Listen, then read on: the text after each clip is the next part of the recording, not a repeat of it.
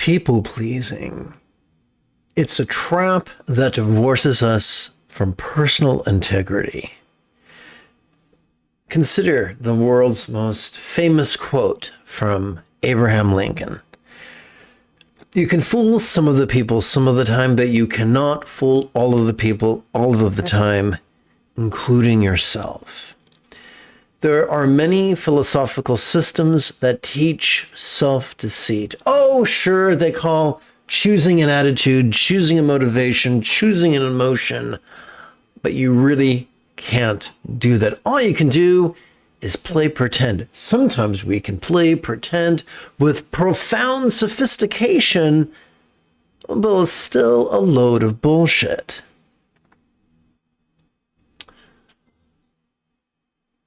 We can lie to ourselves and we can lie to others about what we feel, what we think, what our opinions are, what our preferences are, but we pay a horrible price. We alienate ourselves from ourselves. We alienate ourselves from the people we love. We alienate ourselves from the people we depend on to, put a roof over our heads and put food on our table. It is a great irony that in order to keep from hurting people's feelings, we lie to them. I'm reminded of the Billy Crystal movie from the 90s called Analyze This. And there's a wonderful line that I'm going to paraphrase. Doc, these people don't have a degree like you do, but they're smart. They can smell fear. They can smell deceit. Everyone has a bullshit detector. The majority, peer-reviewed studies have concluded that the majority of communication is not verbal. It's non-verbal. It's visual. If you want to get really spooky about it, it's vibrational. It's pheromonal.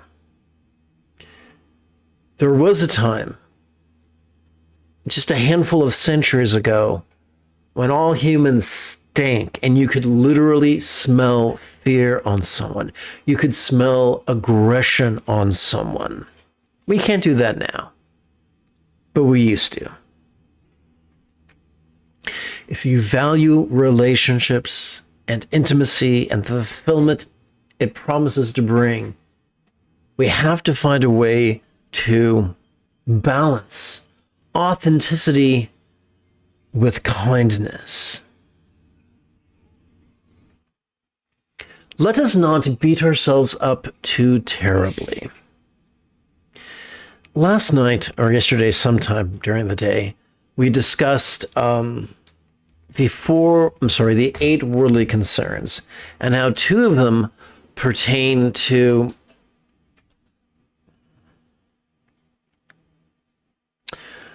being praised or scorned or receiving fame or obscurity.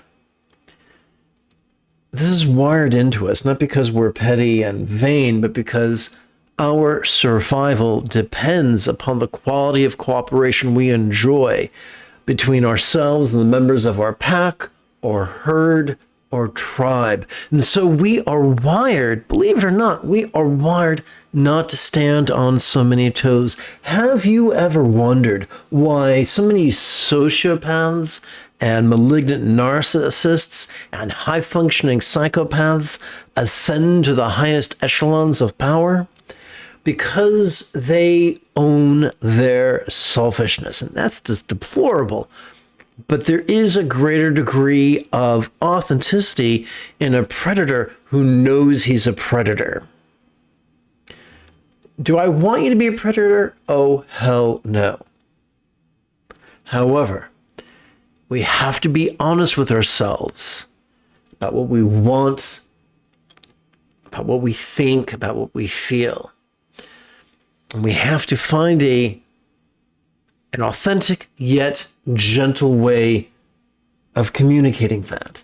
The more we do that, the greater rapport we will have with others. The more people master this skill, the more the nice people, the kind people will ascend to the highest echelons of leadership and relegate the psychopaths and sociopaths and narcissists to the dustbin of history. They can go on living, they can go on being as ill as they are, but just not in positions of power.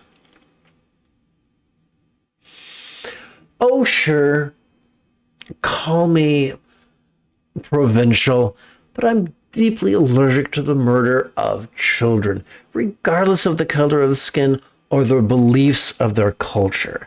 I don't want kids getting murdered. And when sociopaths and narcissists and psychopaths are in charge, that becomes the order of the day. You can tell by my nose, I'm a big old Jew. I'm a Yid, I'm a Heb. My ancestors were Red Sea pedestrians and I love bagels. And I am horrified, absolutely horrified at the beliefs and the behavior of my metaphoric cousins in Israel.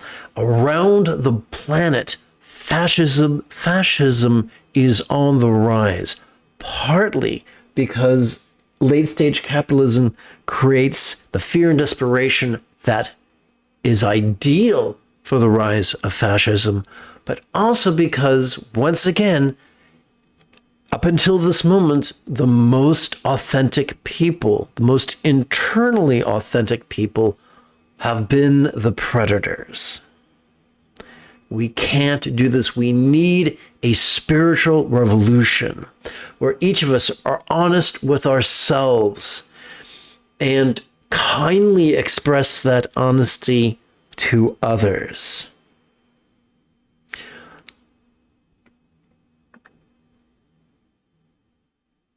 So many people lie in sales, and there's a special flavor of sales deception, which infers, I don't need commission. I'm only offering this product or service to you because I think you could benefit from it. Bullshit. Malarkey. So what we need is authenticity. We've already beat that horse into the ground. The question remaining now is, how do we do this deal? The two-step process. Number one, mindfulness is the key to authenticity. Every time we inhale, whether we know it or not, we access our sympathetic nervous system, which has not evolved for active concentration, but which has evolved to merely perceive, and to do so vulnerably, passively, viscerally, and randomly. Therefore, during each inhalation, it's perfectly appropriate to silently and mentally recite the demonstrative pronoun this. This ridiculously easy technique will help us become more in tune with what we really feel and emote and intend and think and recall and imagine and confabulate. This is the key. This is the archaeologist's brush at the dig site of our mind that brushes away the dirt from the fossil of truth. Now, what's remaining is the question, or hopefully the answer to the question, how do we remain authentic without being cruel? We don't want to follow in Hamlet's footsteps, who screeched at his mother that he must be cruel to be kind. No, that's malarkey. We got to be kind to be kind. We want to do so from a place of authenticity. We're using mindfulness to plug us into authenticity. Very nice. And we're going to use meditation to help us access the highest love. When I say highest love, I don't mean in the Cheech and Chong sense of a word, but the highest love that is spontaneous and uncontrived, that is effortless, that is as natural as sweating or breathing or reaching for a bottle of water when you're thirsty. Every time we exhale, whether we know it or not, we access our parasympathetic nervous system, which is wired for both physical relaxation as well as mental release. Therefore, during each exhalation, it's perfectly appropriate to silently and mentally recite the monosyllabic verb ease. And so there you have it. An elegant solution to a complex problem.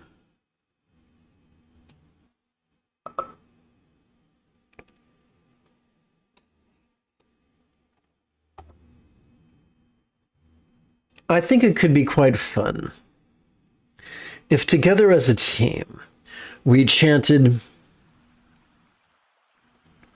the Wednesday evening excerpt from Red Pine's translation of Song of Enlightenment, composed in China by Yongjia Zhuan Zhui.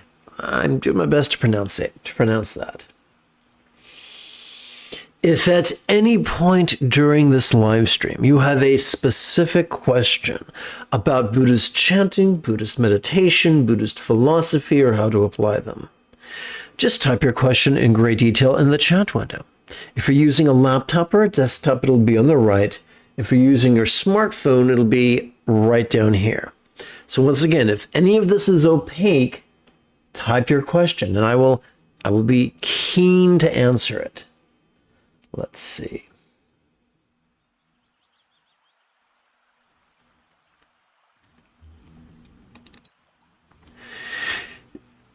Its momentum's but there returns to earth, resulting in another disappointing life.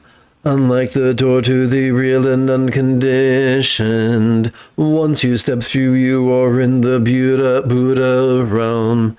Now, this only makes sense in the context of this morning's recitation. So I'm going to do a bit of the old cut and paste. I hope you will indulge me. Okay, let's see here. We're going to hit select and cut. And we're going to skedaddle to the left. This is me skedaddle. Okay.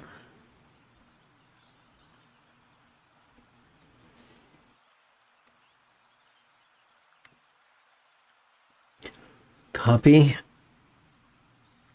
Cut. And now let's see if we can recapture this morning's momentum so this passage makes a modicum of sense. I moved to a mountain and... Is this it really? Okay. Anyone awake knows there's nothing to do. In a world of conditioned things, however, it is different. Giving answer a better rebirth, one is still attached to form. You may well shoot an arrow into the sky. Its momentum sped their arrow returns to earth, resulting in another disappointing life. Unlike the door to the real and unconditioned, once you step through, you are in the Buddha realm. Okay, this could really use some explaining. Or as he used to say on I Love Lucy, Lucy, you've got some splaining to do. Okay. So we're natural-born manipulators, which is why we tend to lie to ourselves and others. We're natural-born manipulators. My late mother used to tell a tale that when I was a little boy, probably around 2, she was sitting comfortably in a chair, and I did my best to pull her out of the chair because I wanted to sit in the chair. And she said, no, you go sit on the couch. I'm sitting here. And then she described, when she told the story, that I got this intense look on my face, like either I was thinking really hard or pooping in my diapers. So, and then I looked her in the eye and said, Mommy, water. And like a dutiful mother, she got up and went into the kitchen, only to return to find me in her chair. So yes, we are natural born manipulators. And so we try to scam the game.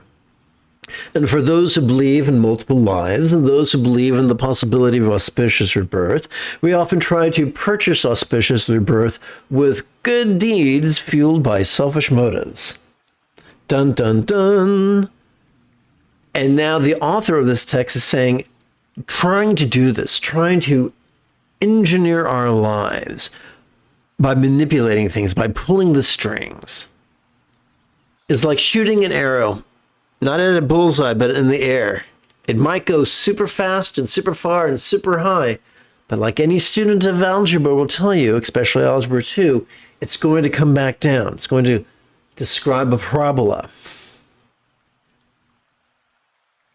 And when the momentum of the arrow is spent, it comes crashing into the earth, hopefully not into the chest of a friend.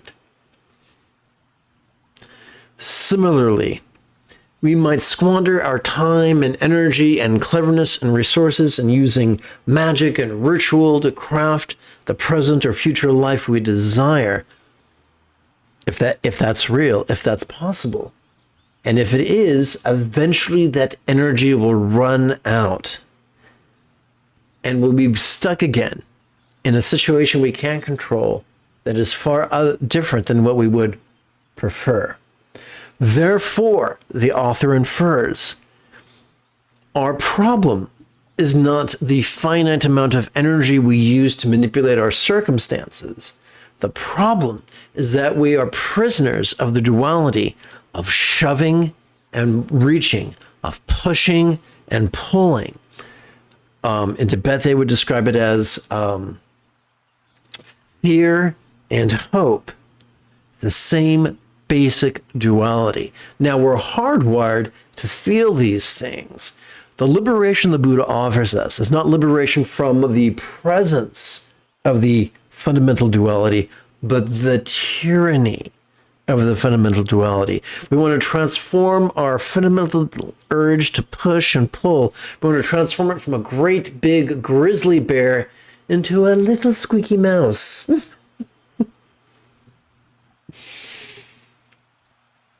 When we do that, through the cunning use of mindfulness and meditation, our life becomes as blissful as if we were living in a Buddha's real or imagined paradise. Not because everything goes away all the time, but because, like, just as water flows off the back of a duck, we've learned how to deal with the absence of things we require, the presence of things we loathe, and the specter of losing what we already possess. Any child can be happy when they get their way. A true sage learns to cope, not by lying to themselves, but by processing what they're actually feeling in the present moment. And now, let me stop gabbing and just return to chanting. I think you will prefer that. Just find the root, do not worry about the twigs, the jewel of the moon in pure aquamarine. That's my imitation of Marge Simpson.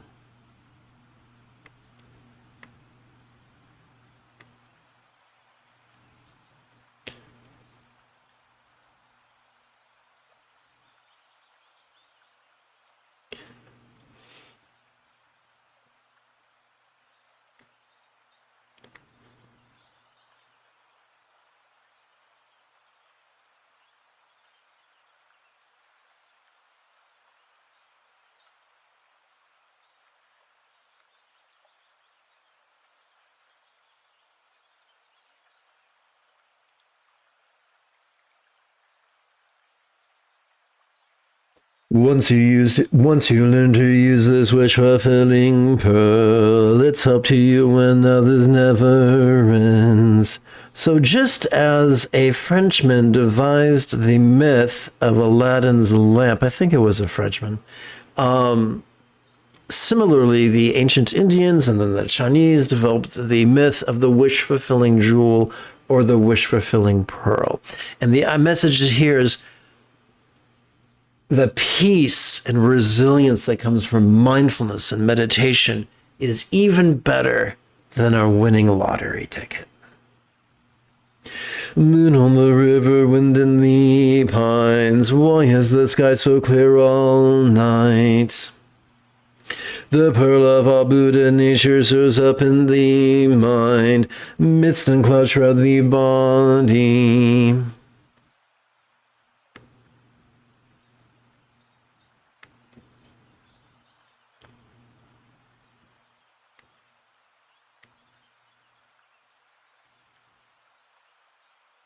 My dragon subduing bold and my tiger calming staff, with his 2 rings echoing on the trail. It is not for pointing out the mundane, but for pointing out the tracks of the Tathagata's own staff.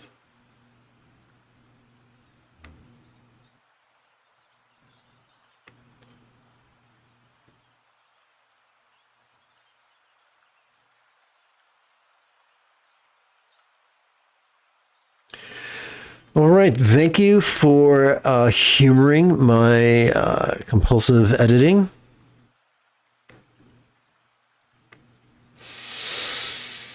I look forward to meditating with you in about a minute. But first, a bit of the old housekeeping. This is Lama Jigme Gyatso of the Buddha Joy Meditation School. Let's face it, each of us has been screwed by people in authority. And we've learned elitism doesn't serve us. Meditation is for everyone. Enlightenment is for everyone. I've spent more than half of my adult life reverse engineering every sect of Buddhism, so that you can quickly and easily become the person that your dog already thinks you are. Welcome to Meditate Like a Jedi, which is made possible due to the generosity of viewers just like you.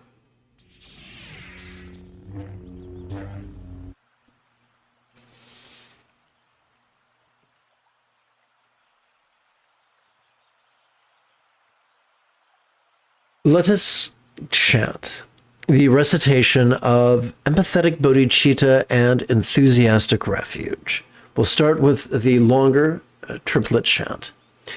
May I liberate all beings from the tyranny of hating, craving, and clinging by relying on thee, Buddha's example, instructions, and students. And now the more concise bookend chant. May I liberate all beings by relying on the 3 jewels. May I liberate all beings by relying on the 3 jewels. May I liberate all beings by relying on the 3 jewels. We've already explored the instructions for meditation. So let's go straight to practice. Let's meditate as transformatively as Obi-Wan Kenobi upon the toasty sands of Tatooine under the guidance of the non-corporeal Qui-Gon Jinn. If you've just joined, remember, if at any point you have a specific question about Buddhist meditation, Buddhist philosophy, or how to apply them, just type your question in the chat window. I check for questions about once every 8 minutes or so.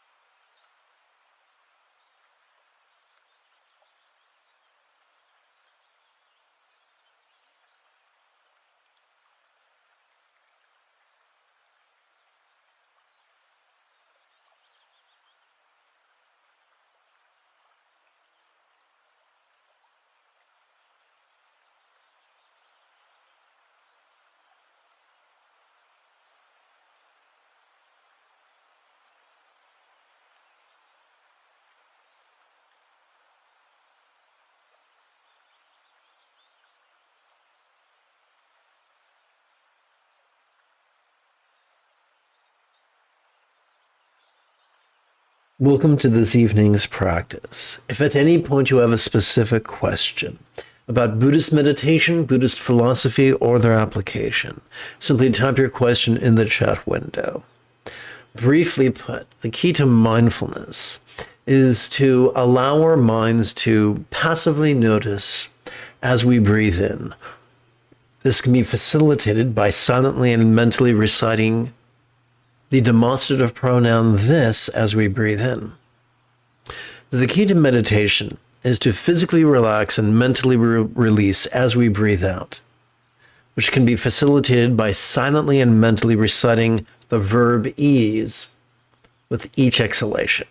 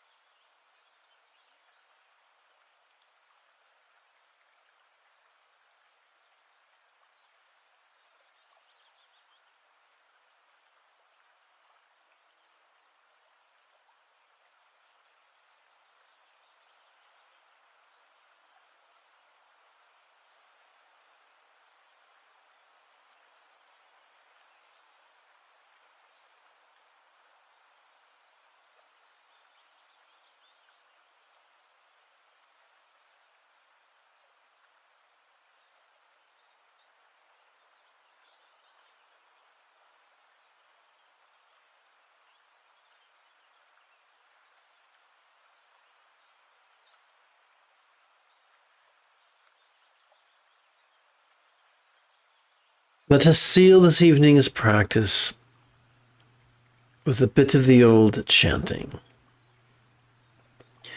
May all beings practice self-kind communication, conduct, and calmness for spontaneous and uncontrived. May everyone be free from misery. May everyone be happy. May no one be separated from the happiness. May everyone have balance from the tyranny of hating, craving, and clinging, freed.